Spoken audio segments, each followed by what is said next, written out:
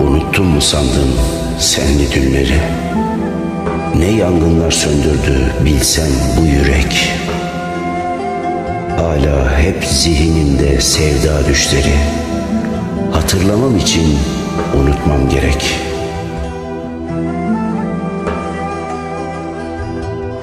Unutabilir mi güneş doğmayı?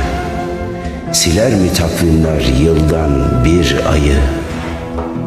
İçimdeki sensiz bu fırtınayı dindirmem için yağmurun gerek.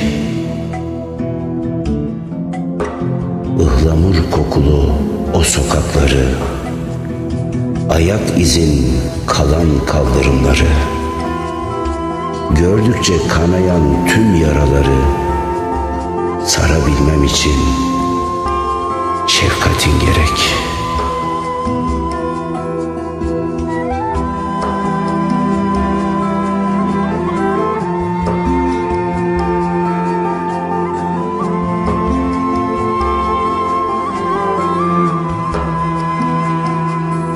Bakışımın zerk ettiği tüm zehirlerin, panzehir kaynağı güzel gözlerin, gönlüme bıraktığın yakan közlerin, söndürmem için kavuşmam gerek.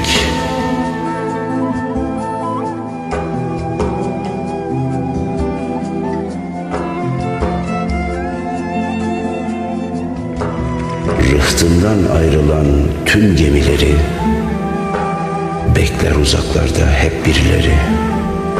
Sensizliğe giden tüm seferleri döndürmem için sözlerin gerek.